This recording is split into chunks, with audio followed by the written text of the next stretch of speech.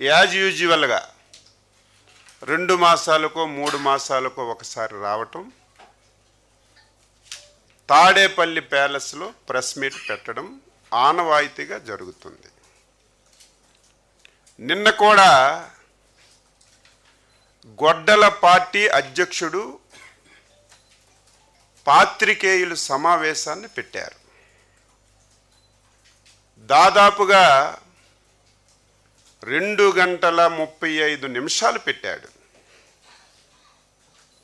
మొదటి అక్షరం నుంచి చివరి అక్షరం వరకు మొత్తం నేను అబ్జర్వ్ చేశాను, ఏమి మాట్లాడుతున్నాడు అని చెప్పి. ఆయన 2 సంవత్సరాల్లో ఎన్డీఏ ప్రభుత్వం చేసినటువంటి అభివృద్ధి పైన కానీ, ప్రజలకు ఇచ్చినటువంటి హామీలు అమలు పరచలేనటువంటి విషయముల మీద కానీ ఎక్కడ మాట్లాడలేదు. ఎందుకంటే 2 సంవత్సరాల్లో ఊహించని విధంగా అభివృద్ధిని, సంక్షేమాన్ని, పరిశ్రమల్ని ఈ రాష్ట్రానికి తీసుకొచ్చి అభివృద్ధి చేస్తున్నాం కాబట్టి దాని మీద ఎక్కడ కూడా మాట్లాడలేదు. మొత్తం మొదటి అక్షరం నుంచి చివరి అక్షరం వరకు పచ్చి అబద్ధాలు. నేను ఎప్పుడూ చెప్తాను, మళ్ళీ చెప్తున్నాను, ఆ పార్టీ పుట్టికే అబద్ధాల పైన పుట్టినటువంటి పార్టీ. ఫ్రస్ట్రేషన్కి లోనయ్యాడు. చెప్పడానికి ఏదీ లేక చంద్రబాబు నాయుడు గారి మీద వ్యక్తిగత దోషణలు తీసుకెళ్లే కార్యక్రమాన్ని శ్రీకారం చుట్టాడు. అది కూడా గుండెపోటుతో చచ్చిపోతారని, ఇదే చివరి ఎన్నికలని. ఒకసారి నువ్వు తెలుసుకో,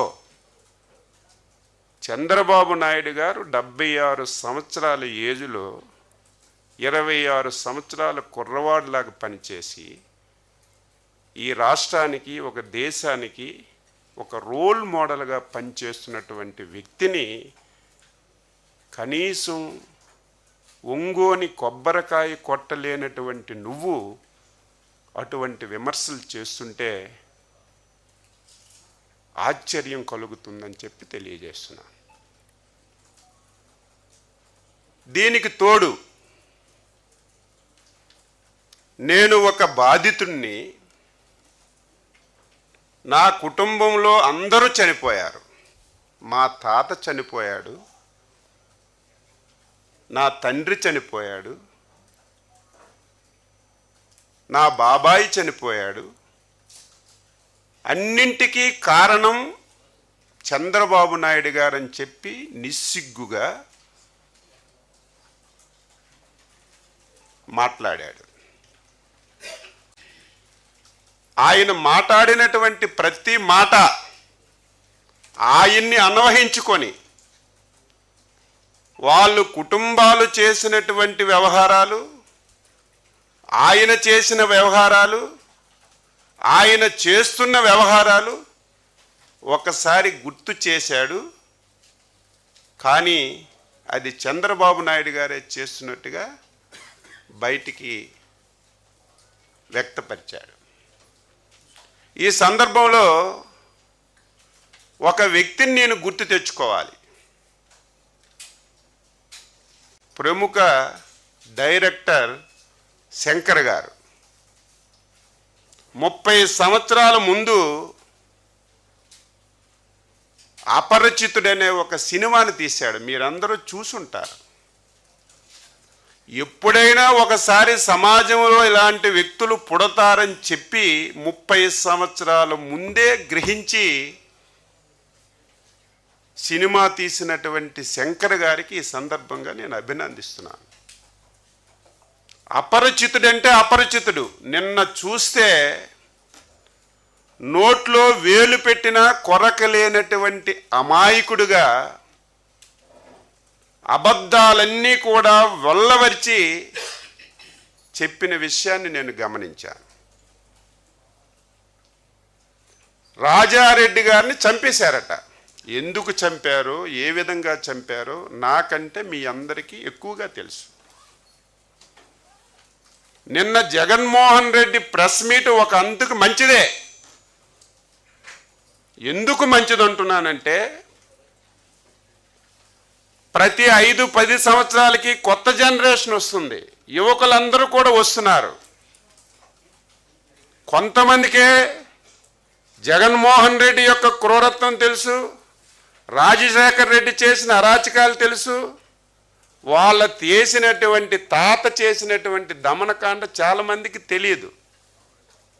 ఈరోజు ఆయన మాట్లాడి దాని మీద తెచ్చికి తీసుకురావడం ఒక శుభ పరిణామం. ఈ సందర్భంగా చర్చ వస్తే వాళ్ళ కుటుంబ నేపథ్యం ఏంటి, వాళ్ళ కుటుంబం ఏ విధంగా పులివెందుల్లో కానీ కడపలో కానీ ఈ రాష్ట్రంలో కానీ ఏ విధంగా దమనకాండ చేశారో ఒక్కసారి ఫ్రెష్గా మనం చెప్పుకోవడానికి ఒక అవకాశం వచ్చిందని చెప్పి తెలియజేస్తున్నాను.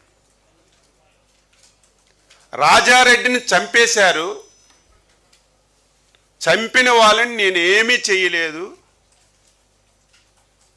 ఇదే బెస్ట్ ఎగ్జాంపుల్, నేను మంచివాడినని చెప్పానని మాట్లాడాడు. వెంటనే బాధితుడు పార్థసారథి రెడ్డి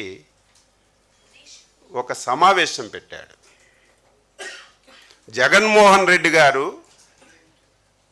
ఆ రోజు మీ తాత మీ తండ్రి గారు మీ తాత హత్యలో ఉన్నటువంటి వాళ్ళని ఎవరిని మిగల్చలేదు,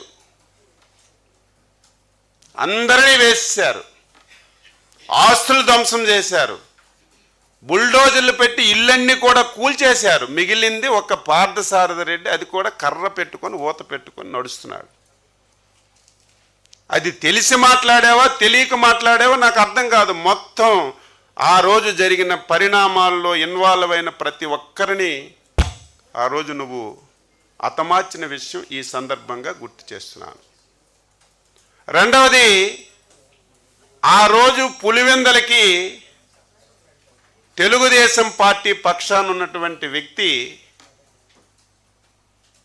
ఆ రోజు ఇందులో ఒక బాధ్యుడని నువ్వే చెప్పావు, నేను చెప్పలేదు. ఆ బాధ్యుడు ఈరోజు నీ పార్టీలో ప్రముఖంగా ప్రధాన కార్యదర్శిగా బాధ్యతలు నిర్వహించి నీ పక్కనే ఉన్న విషయాన్ని కూడా నువ్వు గుర్తు పెట్టుకోకుండా ఈ విధంగా చంద్రబాబు నాయుడు అనే కారణం అని చెప్పి మాట్లాడడం చాలా దారుణం అని చెప్పి తెలియజేస్తున్నాను. రెండవది, చంద్రబాబు నాయుడు గారు అపోజిషన్ లీడర్గా ఉమ్మడి ఆంధ్రప్రదేశ్ రాష్ట్రంలో శాసనసభలో ప్రసంగం చేశారు. 4 రోజుల తర్వాత రాజశేఖర్ రెడ్డి గారు నువ్వు అసెంబ్లీకి రావని చెప్పి చంద్రబాబు నాయుడు గారు ప్రసంగం చేసిన తర్వాత 4 రోజులకే హెలికాప్టర్ కూల్ చనిపోయింది. చంద్రబాబు నాయుడు గారు పాత్ర ఉందని చెప్పి నిస్సిగ్గుగా మాట్లాడుతున్నారు. ఈరోజు రేపు మీకు చూపిస్తాం, ఇప్పటికే మీకు ఆ వీడియో వచ్చింది. చంద్రబాబు నాయుడు గారు స్పష్టంగా చెప్పారు. అదేంటో మన రాష్ట్రం యొక్క దౌర్భాగ్యం. ఆ రోజు రాజశేఖర్ రెడ్డికి కానీ ఈరోజు జగన్మోహన్ రెడ్డి కానీ మన రాష్ట్రం మీద, మన రాష్ట్రంలో ఉన్న దేవుళ్ళ మీద ఒక కక్ష కట్టుకున్నారు. ఎందుకంత పగ? దేవుళ్ళ మీద మీకు ఎందుకంత పగ? అందులో మా రాష్ట్రంలో ఉన్నటువంటి 7 కొండలవాడు వెంకటేశ్వర స్వామిని అపవిత్రం చేయాలని ఆ రోజు నుంచి ఈ రోజు వరకు మీరు కంకణం కట్టుకున్నారు. అందులో భాగంగా నీ తండ్రి ముఖ్యమంత్రిగా శాసనసభలో వెంకటేశ్వర స్వామికి 7 కొండల అవసరం లేదు, 5 కొండలని చెప్పి నిండు శాసనసభలో మాట్లాడితే, ఆ సందర్భంలో అపోజిషన్ లీడర్గా నేను వెంకటేశ్వర స్వామికి భక్తుణ్ణి, ఆ ప్రాంతంలో వెంకటేశ్వర స్వామి పాదాల చెందన పెరిగిన వాడిని, వెంకటేశ్వర స్వామికి ఎవరు అపవిత్రం చేసినా సరే ఎవరికి మంచి జరగదు, మేలు జరగదు అని చెప్పి మాట్లాడినటువంటి మాటలు అని చెప్పి తెలియజేస్తున్నాను. దాన్ని వక్రీకరించి నిన్న మాట్లాడాడు. ఎంతెందుకు